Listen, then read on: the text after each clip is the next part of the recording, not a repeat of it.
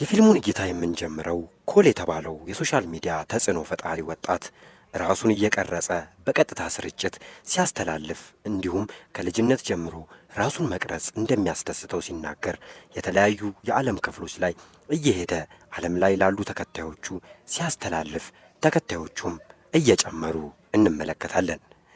በመቀጠልም ራሱን እየቀረጸ ለተከታዮቹ ቀጣዩ ጉዞ ራሽያ ሞስኮ እንደሆነ በመናገር ኤርፕሌን ውስጥ አብረውት የሚሄዱት ጓደኞቹን እያስተዋወቀ ለዓመታት አግኝቶት የማያውቀው ጓደኛውም ሰርፕራይዝ ያደርገዋል። ቀረጻውንም ካጠፋው በኋላ አንዱ ጓደኛው ራሽያ ውስጥ አሌክስ የሚባል በጣም የሚያውቀው ጓደኛ እንዳለውና የተለያዩ አሪፍ የተባሉ ክለቦች፣ ሬስቶራንቶች እንደሚወስዳቸውና ሞስኮ ወደሚገኘው ብዙ ስለተወራለትና በጣም አስፈሪ ነው ወደሚባለው ስኬፕ ሩም እንደሚወስዳቸው ሲነግረው ኮል ትንሽ ቢደነግጥም ወዲያው ተስማምቶ ስልኩን በማውጣት በቀጥታ ስርጭት ለተከታዮቹ ቀጣዩ ጉዞ ራሽያ እንደሆነና ስኬፕ ሩም ማለትም አንድ ቤት ውስጥ ተዘግቶባቸው የተለያዩ አስፈሪ ነገሮች ቢገጥሟቸውም ተቋቁመውና የተለያየ ዘዴ ተጠቅመው አልፈው ከዛ ቤት ውስጥ ለመውጣት መሞከር እንደሆነና ጨዋታ እንደሆነ ያስረዳል። በቀጣይ ትዕይንት ከኤርፕሌን ከወረዱ በኋላ አንድ ጓደኛቸው ቀጥታ ስርጭት ላይ ሆኖ ሻንጣ ቼክ የሚደረግበት ውስጥ ከሻንጣዎቹ ጋር ሲገባና ሻንጣው በሚወጣበት በኩል ግን ስልኩን ብቻ ሲያገኙና እሱም በፖሊሶች ተይዞ ሲሄድ እንዲሁም ፖሊሶቹ እሱንና ጓደኞቹን ከየት እንደመጡ በመጠየቅ ላይ ያሉ ራሽያዊ ጓደኛቸው አሌክስ ወደ እነሱ በመምጣት ከፖሊሶቹ ጋር ተነጋግሮ ወዲያው ያስለቅቀዋል። አብረውም ከኤርፖርት ሲወጡ ፍቅረኛውንና ሹፌሮቹን ለነኮል ያስተዋውቃቸዋል። በመቀጠልም የሚያርፉበት ቤት ውስጥ ከገቡ በኋላ መጠጣቸውን ይቆነጫሉ። ምሽት ላይም ራሽያ ውስጥ አለ የተባለ ክለብ ይገባሉ። ሁሉም ተነስተው ከደነሱ በኋላ ኮልና ወንድ ጓደኛቸው ተቀምጠው ማውራት ይጀምራሉ።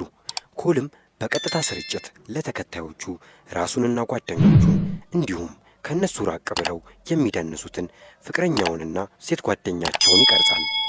ከዛም የኮል አድናቂ የሆኑ ሁለት መንታ ሴቶች ወደሱ በመሄድ አብረውት የቀጥታ ስርጭቱ ላይ በማውራት ላይ ያሉ ፍቅረኛውን ወንዶች ሲያስቸግሯት ተመልክተው ወደ እነሱ በመሄድ ፍቅረኛውን ለማስጣል ቢሞክርም ሰዎቹ የያዙትን ሽጉጥ አውጥተው ማስፈራራት ይጀምራሉ። ወዲያውም የአሌክስ ቦዲጋርዶች ፈጥነው በመምጣት ከሰዎቹ ያስጥሏቸውና ከክለቡ በመውጣት ወደ ማደሪያቸው ይሄዳሉ። ኮል ፍቅረኛው ከተኛች በኋላ በረንዳው ላይ በመውጣት ቁጭ ብሎ የለቀቃቸውን ፎቶዎች፣ ቪዲዮዎች እንዲሁም የተከታዮቹ ቁጥር ሲጨምር ይመለከታል። ጠዋት ላይም ኮልና ፍቅረኛው ከቤት በመውጣት በተመደበላቸው መኪና ሀገሪቷን እየተመለከቱና እያደነቁ እንዲሁም መኪናውን አስቁመው በእግራቸው ለመሄድ ይወስኑና ነገር ግን የሀገሪቷ ገንዘብ ስላልነበራቸው ሹፌሩ የተጠቀለለ ብር አውጥቶ ለኮል ይሰጠውና ጉብኝታቸውን እየተዟዟሩ ይቀጥላሉ። ወደ አንድ ሬስቶራንትን በመግባት ከበሉና ከጠጡ በኋላ የተጠቀሙበትን ለመክፈል ደረሰኝ ተቀብለው ከሹፌሩ የተቀበሉትን ገንዘብ ኮል አውጥቶ ጠረጴዛው ላይ በማስቀመጥ እያለ ከገንዘቡ ውስጥ ወረቀት ይወድቃል። ኮል ግን አልተመለከተውም። አስተናጋጁም በስልክ ከአሌክስ ጋር ካወራ በኋላ ወደ እነሱ በመሄድ እንደተከፈለላቸው ነግሯቸው መሬት ላይ የወደቀውን ወረቀት አንስቶ ለኮል ይሰጠዋል። ኮል ግራ በመጋባት ወረቀቱን መልሶ በብሩ ይጠቀልልና ኪሱ ይከተዋል። ነገር ግን አሌክስ እዚህ እንዳሉ እንዴት እንዳወቀ ግራ ይጋባሉ።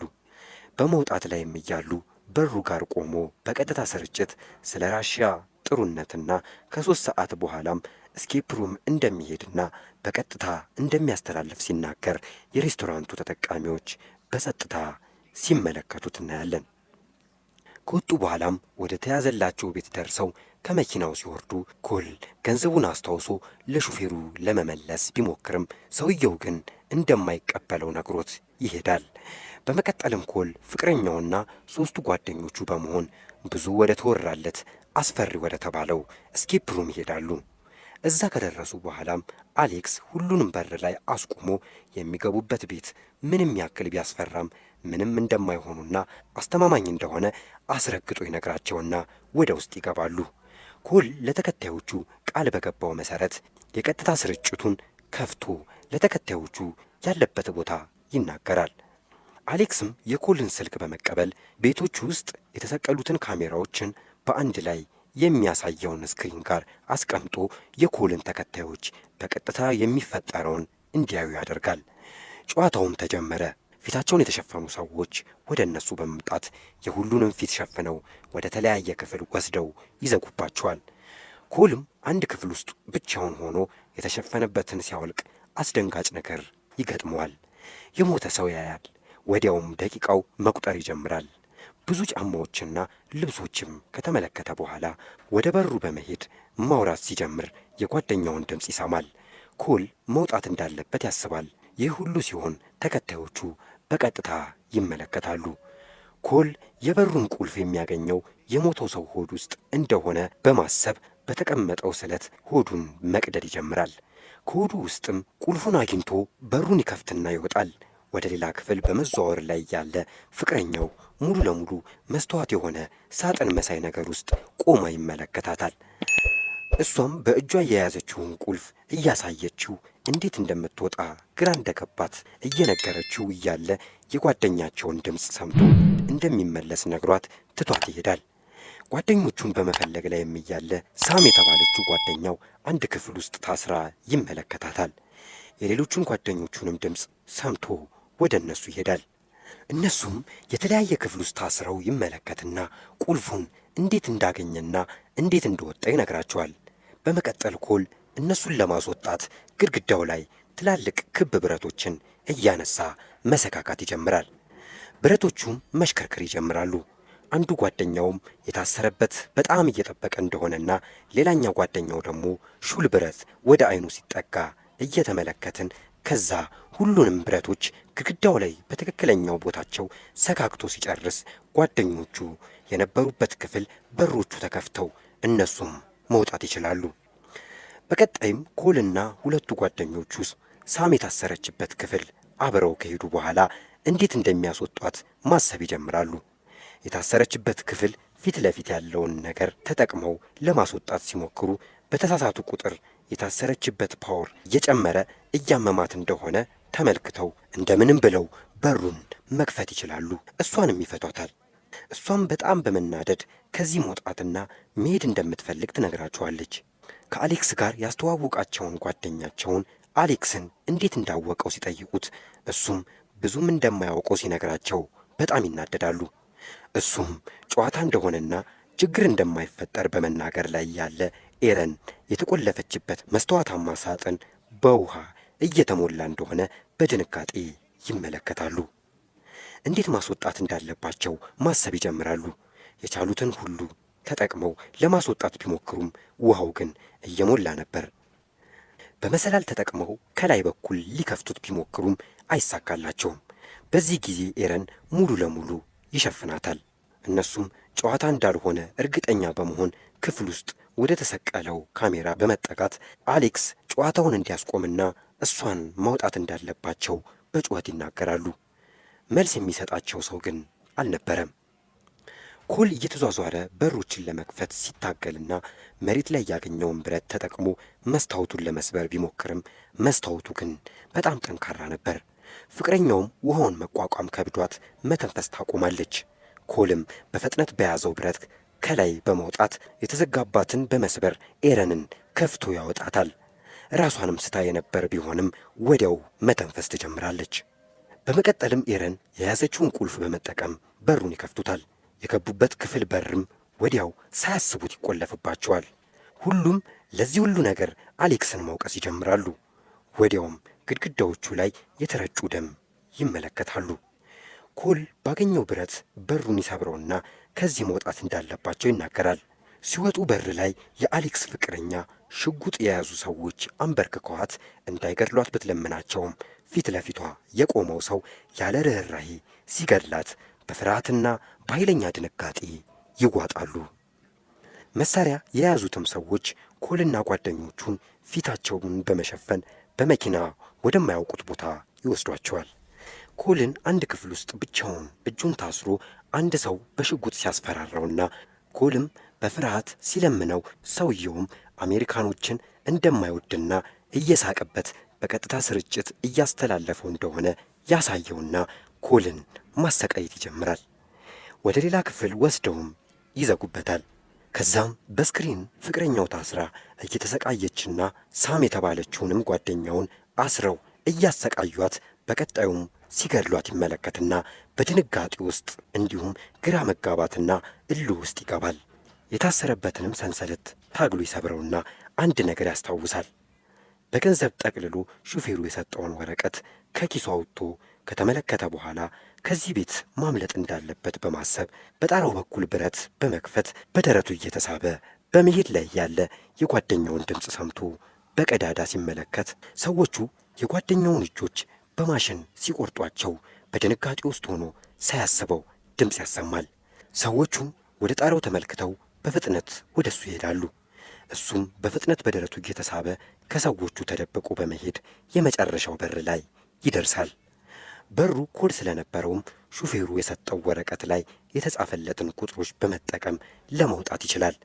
በር ላይም ሹፌሩ ቆሞ ያገኘውና ኮል በተፈጠረው ነገር በሹፌሩ መናደድ ሲጀምር፣ ሹፌሩ ግን ከዚህ ማምለጥ እንዳለበት ነግሮት የመኪናውን ቁልፍ ይሰጠዋል። ኮልን እየፈለጉት የነበሩት ሰዎችም ከውስጥ ሲወጡ ኮል በፍጥነት ይደበቃል። በር ላይ ያገኙትን ሹፌር ይዘውት ወደ ውስጥ ይገባሉ። ኮል መኪናው ውስጥ ከገባ በኋላ ግን መሄድ አልቻለም። በሱ ምክንያት ብዙ ነገር የደረሰባቸውን ጓደኞቹን በማሰብ ተመልሶ ወደዛ ቤት ይገባና ጓደኞቹን በመፈለግ ላይ ያለ ቶማስ የተባለውን ጓደኛውን ታስሮ ያገኘዋል። ተደብቀውም አንድ ክፍል ውስጥ ይገቡና ኮል ጓደኛውን ይቅርታ እየጠየቀ ሌሎቹ ጓደኞቻቸው የደረሰባቸውን ነገር በሐዘን ስሜት ውስጥ ሆኖ በመናገር ላይ ያለ አንድ ድምፅ ሰምተው ይደነግጡና ወደ ታችኛው ክፍል ይገቡና ለማምለጥ ሲሞክሩ የያዘውን ሽጉጥ ጥሎ የኮል ጓደኛ ራሱን ወደ ጉድጓድ ይወረውራል። በዚህ ጊዜ ኮል ኃይለኛ ሐዘንና ድንጋጤ ውስጥ ይገባል። መሬት ላይ ያለውን ሽጉጥ አንስቶ ሰዎቹን መፈለግ ይጀምራል። ተደብቆ ሲመለከትም ሰዎቹ ሹፌሩ ለኮል ወረቀት እንደሰጠው አውቀው ሹፌሩን ሲገድሉት ይመለከታል። የተደበቀበት ቦታ ላይ ሆኖም ፍቅረኛውን እየጎተቷት ሲወስዷት ተመልክቶ ወደ ኋላ ይሄዳል። ሲደርስም ፊቷን እያቆሰሉ ታይቶ የያዘውን ሽጉጥ ሰውየው ላይ ይደቅንበታል። የሚፈልጉትን ነገር ሁሉ እንደሚሰጣቸውና እሷን እንዲለቋት እየተማጸነ እያለ ኤረን የያዛትን ሰው ትመታዋለች። ኮል የያዘውን ሽጉጥ ቢተኩሰውም ሰውየውን ግን ይስተዋል። ሰውየውም በመናደድ ፍቅረኛውን ያለ ርኅራኄ ይገላታል። ይህ ሁሉ ሲሆን በቀጥታ ስርጭት እየተላለፈ ነበር። ኮል ፍቅረኛው ስትገደል በድንጋጤ ይጮኻል። ሰዎቹ ወደ እሱ ሲመጡ ኮል አንድ ክፍል ውስጥ ገብቶ ይቆልፈዋል። ወዲያውም ኮል ላይ መብራቱም ይበራል። አሌክስም ፈገግ በማለት ኮልን እየቀረጸው ስለነበረው ቆይታ ይጠይቀዋል። ኮል ግን ይሄ ሁሉ ነገር ጓደኞቹ ላይና ፍቅረኛው ላይ እንዲደርስባቸው ያደረገው እሱ ነው ብሎ በማሰብ በንዴት ስሜት ውስጥ ሆኖ ወደ አሌክስ ይሄዳል። አሌክስም ኮል እንዲረጋጋና እንዲያስረዳው ቢጠይቀውም ኮል ኃይለኛ ንዴት ውስጥ ስለነበር አሌክስን በኃይል ሲደበድበው የአሌክስ ፊት በደም ይሸፈናል፣ ይሞታልም። ወዲያውም ክፍል ውስጥ የነበሩት መብራቶች በሙሉ ይበራሉ። በስክሪንም ላይም እስካሁን ያሳለፉት ነገሮች እንዲሁም ራሱ የቀረጸውንም ይመለከታል። ሁሉም ጓደኞቹም ወደ እሱ ይመጣሉ። ይህ ሁሉ ነገር የውሸት እንደነበርና ሁሉንም ነገር ጓደኞቹ ከአሌክስ ጋር ያቀነባበሩት ነገር እንደሆነና የኮልን ተመልካቾች ለመሳብ የተደረገ ነገር እንደሆነ እንዲሁም ይህን ሁሉ ነገር ኮል ብቻ እንደማያውቅ እንመለከታለን። ኮል ሞቱ ብሎ ያሰባቸውን ሰዎች ሁሉ ፊት ለፊቱ ሲመለከት ኃይለኛ ድንጋጤ ውስጥና ግራ መጋባት ውስጥ ይገባል። ስልኩንም ሲመለከት በቀጥታ ለተከታዮቹ ሲተላለፍ እንደነበር በድንጋጤ ይመለከታል። ሁሉም አሌክስ በደም ተሸፍኖ መሬት ላይ ወድቆ ሲመለከቱና ሲደነግጡ ተመልክተን ፊልሙን እንጨርሳለን።